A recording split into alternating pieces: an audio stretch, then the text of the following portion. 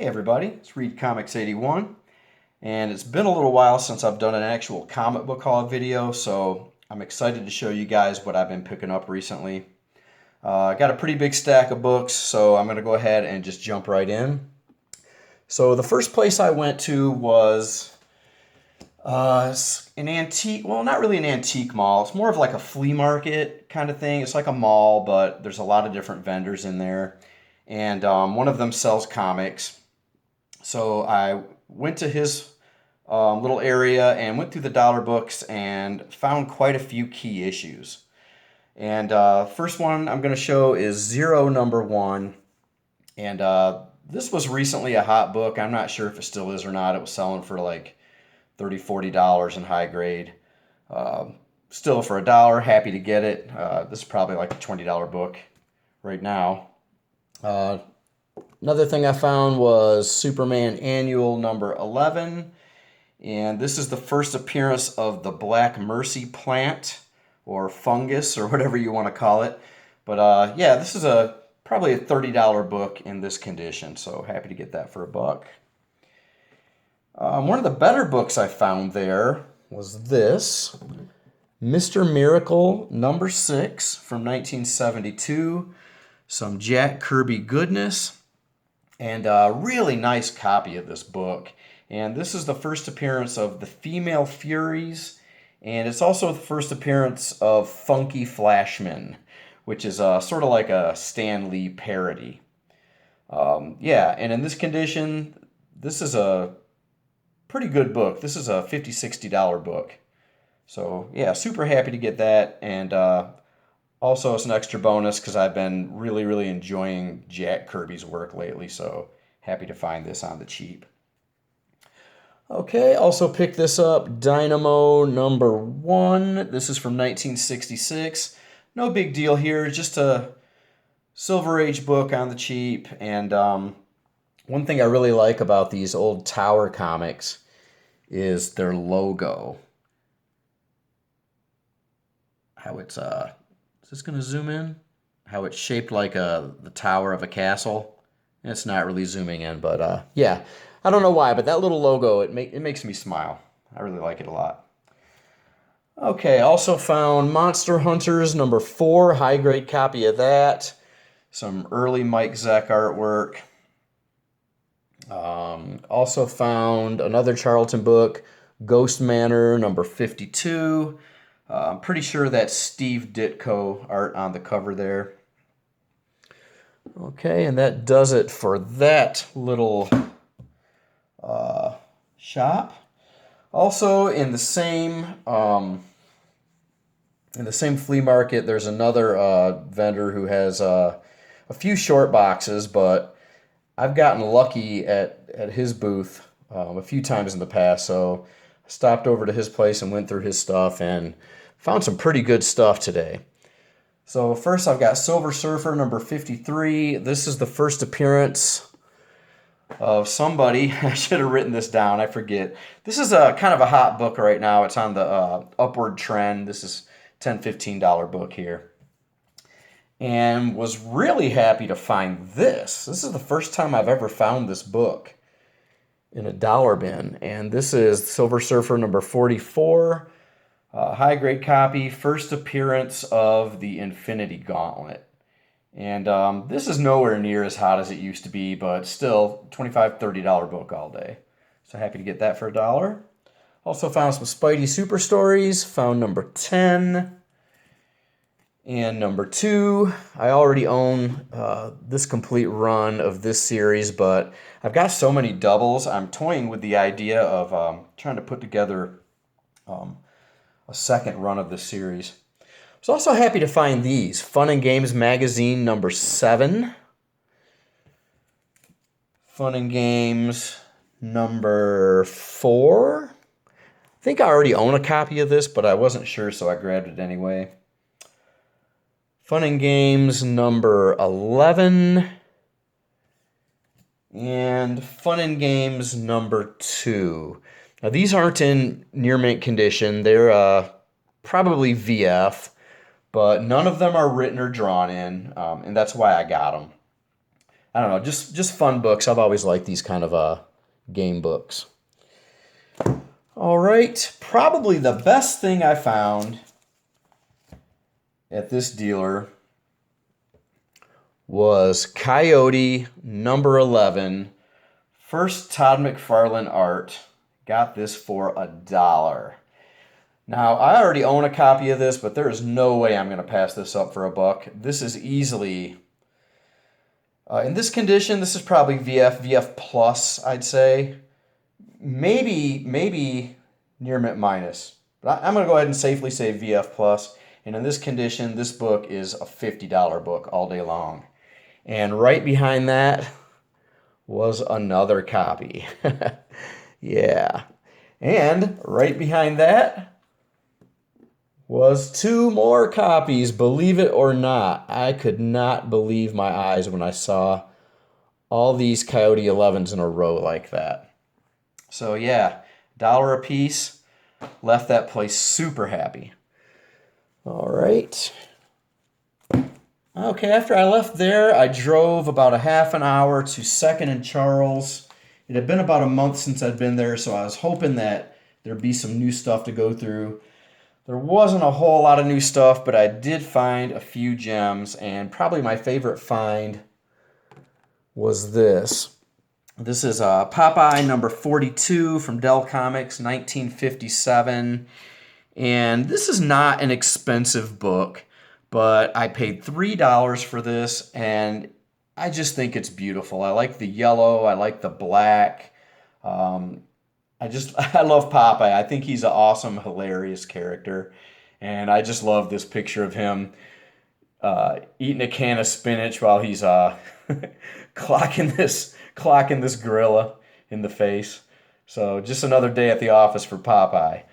So yeah, happy to pay $3 for that. This probably goes for about $15, $20 in this condition, but what a beautiful book. I would like to pick up more Golden Age books. It's just when I pick up Golden Age books, for some reason I'm more picky about Golden Age books than I am newer books when it comes to condition. I don't know why. I just am. If I'm going to pick up a book because it's beautiful, then I want the condition to not be shabby and terrible. I want to be able to look at the book and just see the beauty in it without a bunch of creases and rips and tears and things like that. Okay. Also at 2nd and Charles, picked this up, Captain America number 360. Nice high-grade copy of this. This is 9.4, 9.6 all day. And this is the first appearance of Tombstone, and I paid $3 for this, and this is my second copy of this book. All right, and the last book I picked up at 2nd and Charles is a book that I own about a gazillion copies of, but for some reason it's really hard for me to pass on this book when I can find it for cheap and in high grade. Fantastic Four 278, Origin of Doctor Doom Retold, first appearance of the new Doctor Doom, and the controversial race issue. So, yep, grab another copy of that. And let's see, this next book I got from a small flea market, and I paid $2 for this. This is Steel number 7, the Milestone crossover, and this is a DC Universe logo variant.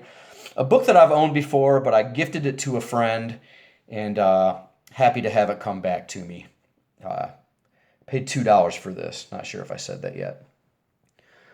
Okay, went to another flea market. This one had basically no comics. There was like one dealer there that had a very small stack of books, mostly just 90s junk. But he did have this in there, Punisher War Journal number 75. First appearance of Lynn Michaels as the Punisher. Near mint copy of this, and I paid $3 for this. All right, and let's see. Last few books I'm going to show before I get to my eBay purchases. I went to a collectible shop, went through tons of comics, really didn't find anything. But in the dollar bins, I found the new Dynagent number 1 and 2 copies of that, high-grade copies for $1 a piece. Just a book that was popular when I was a kid. I used to see this advertised and was always intrigued by it. So figured what the heck, might as well finally just get a copy and read it now that I'm 50 years old. So, yeah, another funny thing about this book in my childhood is for some reason back then I used to pronounce this Dynagent. I'm not sure why I called it Dynagent, but that's what I called this book back then. So, yeah, happy to finally get Dynagents in my collection after all these years. Okay, stopped at a small antique shop. They had probably 5 or 6 short boxes of books. Nothing really going on there, but I did find this Master of Kung Fu number 66. Whoops, this is not focusing. Not sure how long this has been out of focus. Sorry, guys. But there we go. And paid $3 for this VF Plus copy, and now I am down to needing only a couple of more issues of this series, and I'll have the complete series, including the first 2 appearances of Shang-Chi in the Marvel Special Edition or whatever it's called. All right, let's get on to my last 2 books, and these are going to be eBay purchases. Still got a little bit of a list of Bronze Age books that I'd like to get in my collection. Some of them are just astronomically high, so I'll probably never get them. But I did pick this up, one of the few remaining affordable Bronze Age keys that I still need.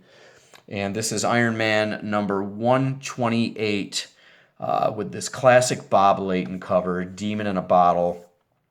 And this is also the 1979 direct edition, which they made a lot less of. So, yeah, this book's got a lot going for it. It's got the classic cover, the 1979 direct edition.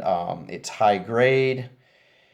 And, yeah, happy to get this book in my collection. I was at an antique mall a couple years ago, and I passed up a copy of this for $30. And I've been kicking myself ever since. That copy was probably in fine condition, but $30 is still a good deal on this book in that condition. But now I'm glad I waited, and I got this for $100 on eBay before shipping. After shipping, it came to $110, which I realize is full-blown retail value on this book. So this was not like a deal at all on this book. This is the maximum value of this book. But my rationale for picking this up at maximum retail value is that retail value is going to continue to climb on Bronze Age books, because Bronze Age books are quickly becoming the new Silver Age books. So to get this in high grade for $100, I have no regrets. Happy to get it in the collection. Okay, and the last book I picked up this time around, guys, was The Amazing Spider-Man number 38. Second cameo appearance of Mary Jane Watson. Last, Steve Ditko on the Amazing Spider-Man title. And just a beautiful book. I love the way the book looks. I love the significance of the Mary Jane appearance and the last Ditko. So super happy to get this. Only thing that I'm disappointed about is, I'm not sure you guys if you can see it, but there's a tear that goes right into the yellow text box right there. I don't know if you can pick it up. Yeah, there it is. And in the photo on eBay, for some reason, I thought that was like a wrinkle. You know how sometimes when a book will have like a printing error, it'll have like a line, like a wrinkle or something. I was thinking that's what this was, and I foolishly did not ask the seller about it. So that'll bring the value down, but still happy to get this book, and I paid $100 for this book as well. Came to about $107 after shipping, I think. But again, another book that's probably going to continue to rise over the years, so happy to get it now. And that does it, guys. If you made it this far, thanks for hanging out with me, and I'll see y'all next time. Happy hunting, everybody. Bye.